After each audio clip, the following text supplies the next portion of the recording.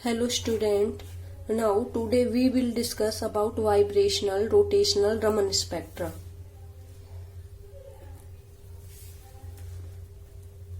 Vibrational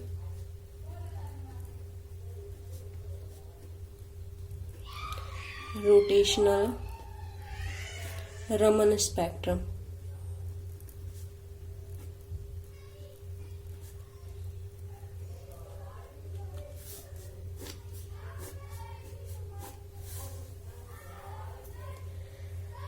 देखो भाई, हमने वाइब्रेशनल रोटेशनल स्पेक्ट्रम पढ़ लिया है वाइब्रेटिंग रोटेटर के नाम से, आपने पढ़ा है ना सेकंड सेमेस्टर में। अब उसी का हम क्या पढ़ेंगे, रमन स्पेक्ट्रम। देखो, we know that vibrational band की फ्रीक्वेंसी किस फॉर्मूले से दी जाती थी। वाइब्रेशनल बैंड दिया जाता था vibrational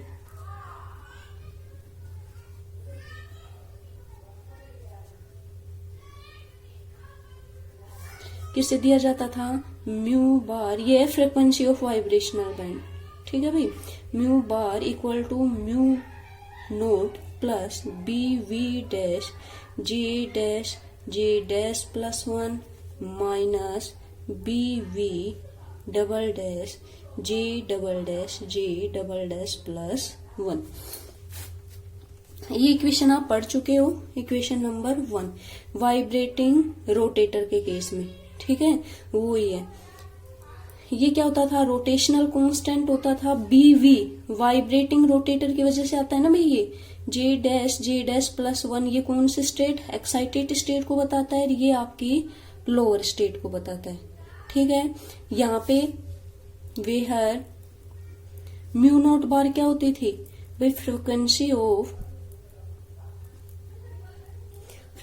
of pure vibrational transition.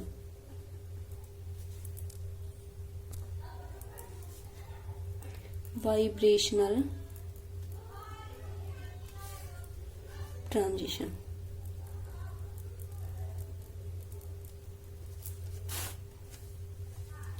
ठीक है, अब क्या करेंगे हम, वाइब्रेशनल रोटेशन की बात कर रहे हैं तो दोनों के सिलेक्शन रूल लगाएंगे। तो सिलेक्शन रूल क्या हो जाएंगे इसके लिए, सिलेक्शन रूल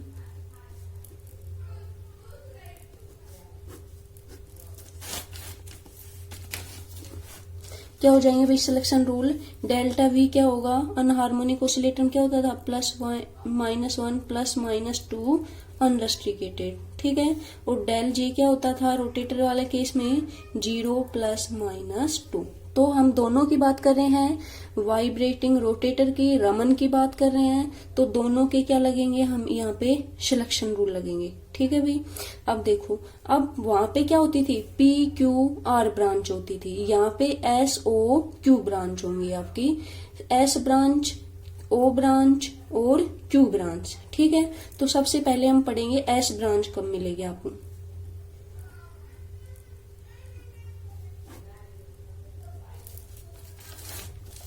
एस ब्रांच कब मिलेगी, जब आपका ट्रांजिशन होगा J dash equal to J dash plus 2, या देखो हम क्या कह सकते हैं, J dash minus J double dash क्या हो +2, या डेल J आपका क्या हो +2। ठीक है, तो ये क्या देगा हमें, एस ब्रांच देगा। अब हम क्या करते हैं, इसके लिए इक्वेशन निकालते हैं, जैसे हम वाइब्रेटिंग रोटेटर के केस में निकालते थे। ये रमन का केस है इसलिए रमन में निकालेंगे। तो यहाँ देखो, J डैश क्या है आपका, J डबल डैश +2, या हम इसको इक्वल मान सकते हैं, इसको हमने मान लिया J +2, यानी J डबल डैश की जगह हमने क्या रख दिया है, J +2। अब क्या करेंगे, इसको इक्वेशन, ये इक्वेशन नंबर 2 मान लो, इसको इक्वेशन 1 में रख दो, तो वो किसके कोरस्पॉन्डिंग हो जाएगी। देखो इक्वेशन 1 ये लिख रखे है ना, ये वाली। ठीक है, यहाँ रखो, तो क्या हो जाएगी आपकी, म्यू बार एस के कोरस्पॉन्डिंग J। ठीक है, और म्यू नोट बार का mu naught bar plus BV dash, J dash की जगह में क्या रखना है भाई, J +2 J +3। ठीक है, minus BV double dash, J double dash की जगह J रख रहे हैं तो ये क्या हो जाएगा, J +1। ठीक है, इसको सोल्व कर लो। क्या हो जाएगी, mu naught bar plus B V dash, ये क्या हो गया, J square plus 2j plus 3j 5j plus 6 minus B V double dash J square plus G. ठीक है, और सोल्व करोगे क्या आ जाएगा, म्यू नोट बार प्लस, अब देखो जे की टर्म्स एक जगह रख लो, जे स्क्वायर की एक जगह रख लो। ठीक है, जिसके पास जे भी नहीं है उसको बिल्कुल अलग ये रहेगी बिना जे वाली। तो ये क्या हो जाएगी, 6 बी वी डैश प्लस, यहां से देखो 5 बी वी डैश, ये यहां से 5 बी वी डैश, और यहां से क्या रहेगा, बी वी डबल डैश, जे आपका बाहर।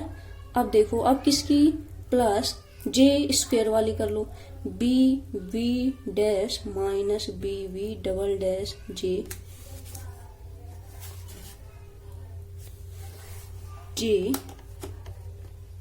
Square.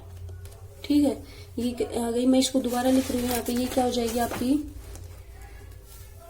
Mu bar S J equal to mu naught bar plus 6 B V dash plus 5 B V dash minus B V double dash J plus B V dash minus B V double dash J square.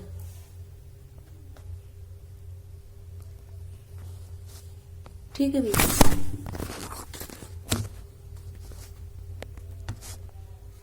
ये question हो गई आपकी 3,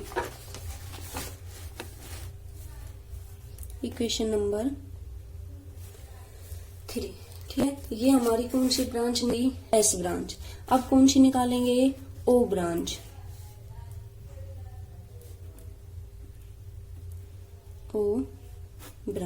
ओ branch किसके corresponding मिलेगी, same आपकी P Q R होती थी ना, ऐसे ही क्यू तो वो ही रहेगी, पी और क्यू चेंज हो गई एस और ओ में। ये कहां से कहां ट्रांजिशन होगा आपका, J dash equal to J double dash minus 2, या क्या कह सकते हैं, J dash minus J double dash क्या हो, -2, या क्या कह सकते हैं, डेल जे क्या हो, -2।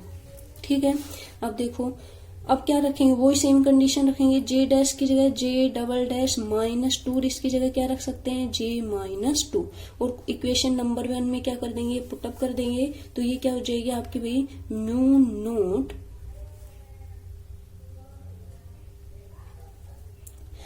नोट ओ जे। ठीक है, यहाँ म्यू नोट बार फर्स्ट में होता था, उसके बाद बी वी डैश होता था, और क्या भाई जे डैश की जगह में क्या रखना है, जे -2 रखना है। तो ये क्या हो जाएगी, जे -2, फिर क्या हो जाएगी भाई आपकी, जे -2 जे डैश प्लस 1।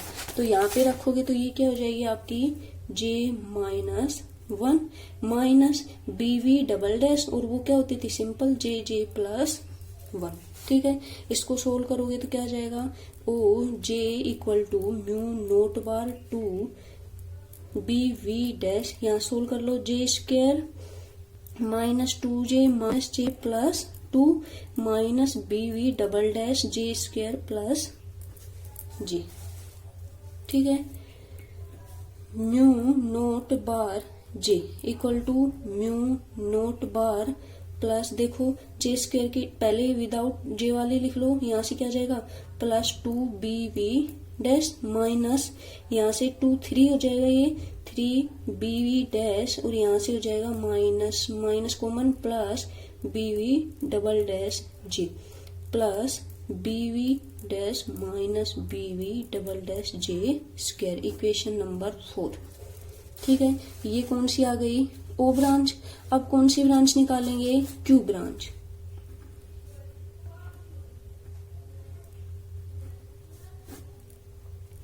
क्यू ब्रांच में क्या होता है आपके transition, J dash equal to J double dash, या J dash minus J dash 0, या डेल जे आपका क्या हो जाए जीरो हो जाए।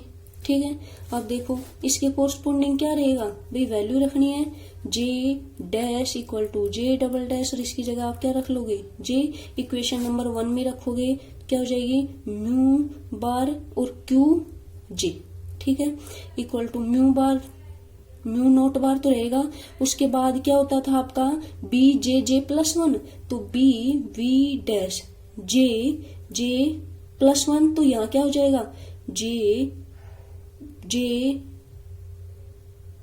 बी वी डैश, अब आप वैल्यू रखोगे, क्या रखना है हमें, जे रखना है, तो ये हो जाएगा बी वी डैश जे, और जे डबल डैश की जगह में रखना है, तो ये क्या हो जाएगा जे जे माइनस 1, और ये क्या हो जाएगा आपका minus B V double dash J J plus 1। ठीक है भाई, वैल्यू रख दिया है J J minus 1 minus B V double dash J J plus 1। J की जगह हमने क्या रखा है, J dash equal to J double dash equal to 1। ये आपका भाई -1 नहीं रहेगा, बल्कि क्या रहेगा +1 रहेगा। क्यों, क्योंकि देखो इक्वेशन नंबर 1 है, यहाँ पे जे डैश की जगह हमने क्या रखा है, यानी जे रखा है। ठीक है, और यहाँ भी क्या रहेगा, लेकिन ये 0 नहीं होगा। देखो क्यों नहीं होगा, यहाँ बी वी डैश रहे, यहाँ पे minus B V double dash. ठीक है, इसको सोल्व करोगे क्या आएगा, म्यू के J equal to mu naught bar. अब देखो पहले जे वाली देख लो, यहाँ से क्या हो जाएगा B V dash minus B V double dash J plus आपका B V dash minus B V double dash J square. ठीक है, और इक्वेशन नंबर 5, 3 इक्वेशन निकाल ली हमने यहां से।